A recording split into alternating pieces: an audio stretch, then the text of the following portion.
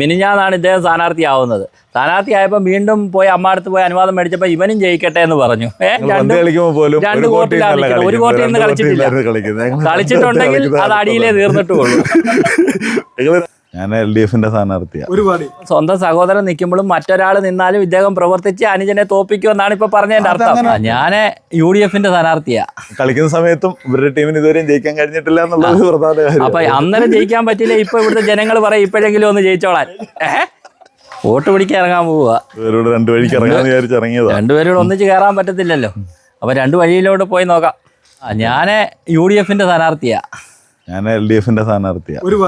ഒരു വാർഡില് ഞാൻ ഒരു മാസത്തിന് 2 ആഴ്ചയ്ക്ക് മുന്നേ സ്ഥാനാർത്ഥിയായി ബോർഡൊക്കെ അടിച്ച് എല്ലാം ഫിറ്റ് ചെയ്ത് നമുക്ക് പാർട്ടി UDF തന്ന് മാങ്കോട് വാർഡിൽ മത്സരിക്കണമെന്ന് പറഞ്ഞപ്പോൾ നമ്മൾ അതിന് തയ്യാറായതാണ്.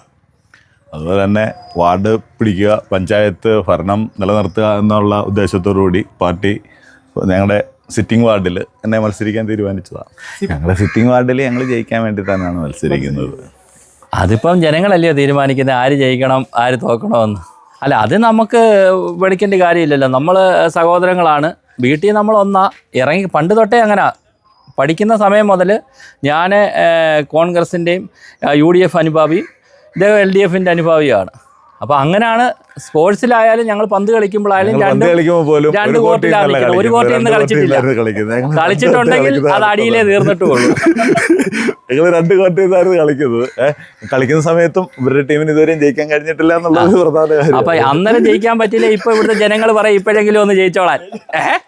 ഞാനിപ്പോൾ എന്തായാലും എനിക്ക് കോൺഗ്രസ് ആദ്യമേ തന്നെ ഏകകണ്ഠേന എനിക്ക് സീറ്റ് തന്നപ്പോൾ തന്നെ ഞാൻ ആദ്യം പോയി അമ്മാടുത്തും അത്താടുത്തും അനുവാദം മേടിച്ചു.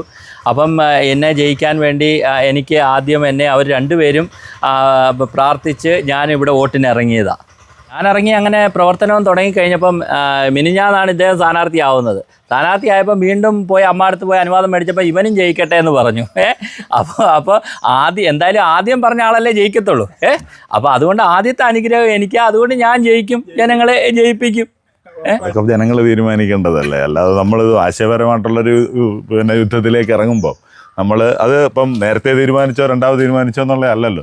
പാർട്ടി സ്ഥാനാർത്ഥികളെയൊക്കെ ഇപ്പോഴാണ് LDFന്റെ സ്ഥാനാർത്ഥികളെയൊക്കെ തീരുമാനിച്ചത്. കഴിഞ്ഞ 2 ദിവസം ഇന്നലെയും ഇന്നുമായിട്ടാണ് ഞാൻ പ്രചരണ രംഗത്ത് വന്നിരിക്കുന്നത്. അതിനു മുമ്പ് LDF എന്നുള്ള രീതിയിലോ സ്ഥാനാർത്ഥിക്ക് ആര് സ്ഥാനാർത്ഥിയായാലും അവരെ വിജയിപ്പിക്കുക എന്നുള്ള രീതിയിലുള്ള പ്രവർത്തനങ്ങൾ ഞങ്ങൾ മാസങ്ങൾ കൊണ്ട് ചെയ്തുകൊണ്ടിരിക്കുന്നതാണ്. ഞങ്ങളുടെ നോർത്ത് മേഖലയിൽ ആകെ ചെയ്തുകൊണ്ടിരിക്കുന്നതിൻ്റെ ഭാഗമായിട്ട് ഞങ്ങളുടെ വാർഡുകളിലും ചെയ്തിട്ടുണ്ട്. ഈ കഴിഞ്ഞ ദിവസമാണ് എൻ്റെ അടുത്ത് സ്ഥാനാർത്ഥിയാകണമെന്ന് പാർട്ടി പറഞ്ഞു. ഞാൻ ഇന്നലെ മുതൽ ഞാൻ പ്രചരണ രംഗത്ത്. അതാ പറഞ്ഞ ഇപ്പൊ ഈ പറഞ്ഞത് തന്നെ വെച്ച് മനസ്സിലാക്കി നോക്കുമ്പോൾ സ്വന്തം സഹോദരൻ നിൽക്കുമ്പോഴും മറ്റൊരാൾ നിന്നാലും ഇദ്ദേഹം പ്രവർത്തിച്ച് അനുജനെ തോപ്പിക്കുമെന്നാണ് ഇപ്പൊ പറഞ്ഞതിന്റെ അർത്ഥം.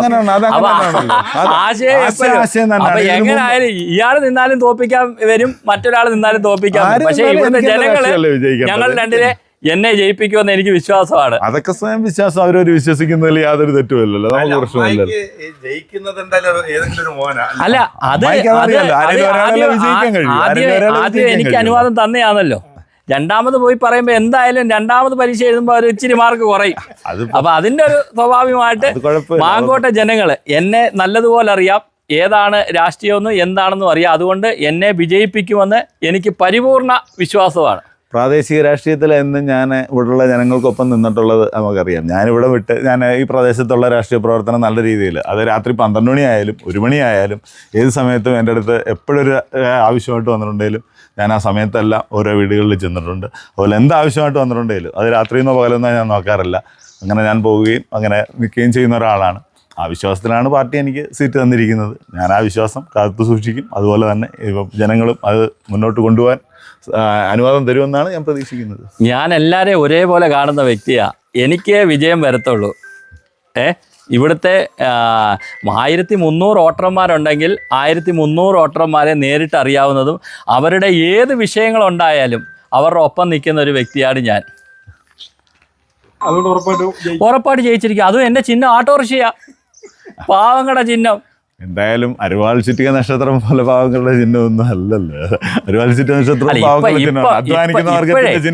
നമ്മുടെ പാട്ടൊക്കെ ഇറക്കിയേക്കുന്നത് കലാപൻ മണിച്ചേട്ടന്റെ പാട്ടൊക്കെ ഇറക്കിയേക്കുന്നത് എന്ന് വെച്ചാൽ പാവപ്പെട്ടവന്റെ ചിഹ്നം ഓട്ടോറിക്ഷ. അപ്പൊ ആ ഓട്ടോറിക്ഷ എന്ന് പറഞ്ഞാൽ ഓട്ടോറിക്ഷ നിന്നവരെല്ലാം ജയിച്ചിട്ടുണ്ട്. നമ്മൾ ഓട്ടോറിക്ഷ കുറ്റമൊന്നും അങ്ങനെയൊന്നും അല്ല പറയുന്നത്. അതൊക്കെ നമ്മുടെ നമുക്ക് എന്തായാലും മത്സരിക്കുമ്പോൾ നമുക്കൊരു ചിഹ്നം വേണം. ഞങ്ങള് ഒന്ന് കബഡി, പിന്നെ ഒന്ന് വോളിബോള്, അങ്ങനെ കബഡിയും വോളിബോളും ഒക്കെ കളിക്കുമായിരുന്നു. അതുപോലെ അതിനേക്കാൾ ഉപരി ഞങ്ങൾ ഒരു ഓണത്തിനൊരു വർഷമാണെങ്കിൽ ഒരു തലയടിയണി മത്സരത്തിൽ ഞങ്ങൾ രണ്ടുകൂടെ ഫൈനലായപ്പം ഞങ്ങൾ രണ്ടുപേരും മത്സരിച്ചു. പക്ഷേ ഫൈനലിൽ വന്നത് ഞങ്ങൾ തമ്മിലായിപ്പോയി. ആ രീതിയിൽ ആ ഒരു മത്സരം പോലും. അപ്പൊ സഹോദര സ്നേഹം കൂടുമ്പം എപ്പോഴും സഹോദരനിട്ടൊരു പണി കൊടുക്കുന്ന ഒരു കടമ എല്ലാ കുടുംബത്തിലും ഉണ്ടല്ലോ. അതുപോലാണ് ഇവിടെ ഇപ്പം നടക്കുന്നത്. ഇപ്പോഴും ഉണ്ട്, ഇപ്പോഴും കളിക്കാൻ പോകും. ആശയപരമായിട്ടെന്ന് പറഞ്ഞാൽ അവൻ്റെ രാഷ്ട്രീയം പറയുമ്പോൾ ഞാൻ എൻ്റെ രാഷ്ട്രീയം പറയും. അപ്പോൾ അങ്ങനെ വരുമ്പോൾ എന്നും ഇങ്ങനെ എന്തായാലും UDF ഉം LDF എന്ന് പറയുന്ന രണ്ടുപേരും ഒരാശയത്തിൽ പോകാൻ പറ്റത്തില്ലല്ലോ. അപ്പോൾ എപ്പോഴും അവൻ്റെ ആശയക്കാട്ടിൽ മുന്നേ നിൽക്കാൻ വേണ്ടി എൻ്റെ ആശയം ഞാൻ കൂടുതൽ പറയും. വാർത്ത കേട്ടുകൊണ്ടിരിക്കുന്ന സമയത്ത് തന്നെ എന്തെങ്കിലുമൊക്കെ നമ്മുടേതായിട്ടുള്ള ആശയം പോസിറ്റീവായിട്ടുള്ള ന്യൂസ് വരുന്നുണ്ട്. അതിപ്പോൾ അങ്ങനെ ഇങ്ങനെ ആ രീതിയിലുള്ള സംസാരങ്ങളല്ല, അതിൽ കൂടുതലായിട്ടുള്ള ഒരു വെള്ളം ചേർക്കണ്ടല്ലോ, ആശയത്തിൽ വെള്ളം ചേർക്കേണ്ട ആവശ്യമില്ലല്ലോ. അങ്ങോട്ടും ഇങ്ങോട്ടും ഞങ്ങൾ രാഷ്ട്രീയം പറയും, അവനവൻ്റെ രാഷ്ട്രീയം, എനിക്കെൻ്റെ രാഷ്ട്രീയം. അതുപോലെ വീട്ടുകാരും പറഞ്ഞിട്ടുണ്ട്, നേരത്തെ എല്ലാം പറയുന്നത് അവരവരുടെ രാഷ്ട്രീയം, അവർക്ക് അവരുടെ രാഷ്ട്രീയം, ആ ഒരു രീതിയിലല്ലാതെ ഒരിക്കലും ഞങ്ങളുടെ രാഷ്ട്രീയങ്ങളിൽ ഇടപെടാറില്ല. നമ്മൾ വിഷയം ഉണ്ടാവരുതെന്നുള്ളൊരു സംസാരം മാത്രമേ തടഭാഗത്തു നിന്നായാലും അമ്മയുടെ ഭാഗത്തു നിന്നായാലും. നമ്മൾ ചെറുപ്പം മുതലേ ഈ വഴക്കിട്ട് തന്നെയാണ് നമ്മുടെ ജീവിതത്തിൽ വന്നിട്ടുള്ളത്. നമ്മൾ ചിലപ്പം പന്ത് കളിച്ചുകൊണ്ടിരിക്കുമ്പോൾ തന്നെ അവിടെ നിന്ന് നമുക്കറിയാം, നമ്മുടെ സുഹൃത്തുക്കൾക്ക് അറിയാം, ആശയത്തിൽ വിട്ടുവീഴ്ച ചെയ്യേണ്ട കാര്യമില്ലല്ലോ. എന്ന് വെച്ചാൽ എന്നെ വിശ്വസിക്കുന്ന കുറച്ച് ആൾക്കാരുണ്ട്, അവരുടെ അടുത്ത് ഞാൻ കളങ്കം കാണിക്കുന്നില്ല, അവരുടെ അടുത്ത് ഞാൻ സത്യസന്ധമായിട്ട് പോകുന്നു, അവരുടെ കാര്യങ്ങൾ സാധിക്കുന്നു. അതുകൊണ്ടാണ് നമ്മളെ ഇപ്പോൾ സീറ്റ് കിട്ടിയപ്പോഴും എനിക്ക് അവിടെ ആളുണ്ട്, അല്ലെ എന്നെ സഹായിക്കാൻ അവിടെ ആളുണ്ടെന്നുള്ളൊരു ബോധ്യം ഉണ്ടതിൻ്റെ പേരിലാണ് ഞാനും മത്സര രംഗത്ത് വന്നത്. എൻ്റെ രാഷ്ട്രീയം അത് എൻ്റെ രാഷ്ട്രീയം, എൻ്റെ പ്രസ്ഥാനം എന്നുള്ള രീതിയിൽ ഞാൻ ചെയ്യുന്നു. എൻ്റെ അടുത്ത് പറയുന്ന രാഷ്ട്രീയം, ഇപ്പോൾ എൻ്റെ അടുത്ത് മത്സരിക്കാൻ പറഞ്ഞ് ഞാൻ മത്സരിക്കുന്നു. മാങ്കോട് 5-ാം വാർഡിൻ്റെ പ്രത്യേകത എന്ന് പറഞ്ഞു കഴിഞ്ഞാലേ 40 വർഷം കൊണ്ട് ഇടതുപക്ഷം മാത്രം ജയിക്കുന്ന ഒരു സീറ്റാണ്. ആ ഒരു സീറ്റ് വിജയിപ്പിച്ചുകൊണ്ട് വരാൻ വേണ്ടി UDF ഐക്യകണ്ഠേനമായി എന്നെ ഏൽപ്പിച്ചപ്പോൾ അതിൻ്റെ മുന്നിൽ ഒരു പറച്ചിലുമുണ്ട്. പണ്ട് കോൺഗ്രസ് ആദ്യമായിട്ട് ഇവിടുന്ന് ജയിച്ചപ്പം ആ ജയിച്ച ആളെ മാറ്റി LDF എടുത്തൊരു സംഭവമുള്ളൊരു സീറ്റ്. അങ്ങനെ ഒരു പ്രാവശ്യം മാത്രമാണ് കോൺഗ്രസ് ജയിച്ചത്. പക്ഷേ കോൺഗ്രസ്സിന് പരിപൂർണ്ണ ഉത്തരവാദിത്വം അല്ലെ പരിപൂർണ്ണ വിശ്വാസമാണ്, ഞാൻ നിന്നാൽ മാങ്കോട് വാർഡ് ഐക്യജനാധിപത്യ മുന്നണി നേതൃത്വം നൽകുന്ന UDF നേടുമെന്ന് അവർക്ക് 100% ഉറപ്പാണ്. ഇവിടുത്തെ ജനങ്ങളും അത് തന്നെ തീരുമാനിക്കുമെന്നാണ് എൻ്റെ വിശ്വാസം. അതുപോലെ തന്നെ അറിയാം, ഇപ്പോൾ പറഞ്ഞത് തന്നെ എതിർ സ്ഥാനാർത്ഥി പറഞ്ഞത് തന്നെ അറിയാം, 40 വർഷമായിട്ട് ഇടതുപക്ഷം ഭരിച്ചുകൊണ്ടിരിക്കുന്ന വാർഡാണ് ഈ മാങ്കോട് എന്ന് പറയുന്നത്. എന്താണെന്ന് അന്ന് തൊട്ടുള്ള ആൾക്കാർക്കറിയാം. ഇപ്പം ഉണ്ടായ മാറ്റങ്ങൾ ജനങ്ങൾക്കറിയാം. അത് ഇടതുപക്ഷത്തിന് തന്നെ നിലനിർത്താനും, അതുപോലെ തന്നെ ഞാൻ വ്യക്തിപരമായിട്ട് തന്നെ കുട്ടികൾക്ക് കായിക പരിശീലനവും മറ്റു കാര്യങ്ങളും അങ്ങനെയുള്ള ഏത് രീതിയിലും എന്ത് കാര്യത്തിനും വികസന പ്രവർത്തനങ്ങൾക്കെല്ലാം ഒപ്പം നിന്നിട്ടുള്ളത് കഴിഞ്ഞ മുൻ മെമ്പറുടെ ഒപ്പം നിന്നും, അതുപോലെ അങ്ങനെയൊക്കെ എപ്പോഴും അവർക്കൊപ്പം നിന്നും ഒക്കെ ചെയ്തിട്ടുള്ള പ്രവർത്തനങ്ങൾ ഇവിടെ ജനങ്ങൾക്കറിയാം. എല്ലാ കാര്യത്തിനും അവർക്കൊപ്പം നിൽക്കുമെന്നുള്ള വിശ്വാസമുണ്ട്. ആ വിജയം നിലനിർത്തുന്നതിനും അതുകൂടിലൂടെ പഞ്ചായത്തിൻ്റെ ഭരണം നിലനിർത്തുന്നതിനും വേണ്ടിയാണ് പാർട്ടി തന്നെ അവതരിപ്പിച്ചിരിക്കുന്നത്. ഞാൻ അതിനു വേണ്ടിയാണ് മത്സരിക്കുന്നത്. എന്നാ ശരി, നീ ഈ വഴി പോ, അവിടെ വോട്ട് കൂടുതൽ ഇരിക്കുന്നത്, ഞാൻ ഇങ്ങോട്ട് വോട്ട് കുറവുള്ളിടത്തോട്ട് ഇതാ മാങ്കോട് വാർഡ്, അത് പൂങ്കുളഞ്ഞിയാ, അവനെ അങ്ങോട്ട് പറഞ്ഞു വിടാം.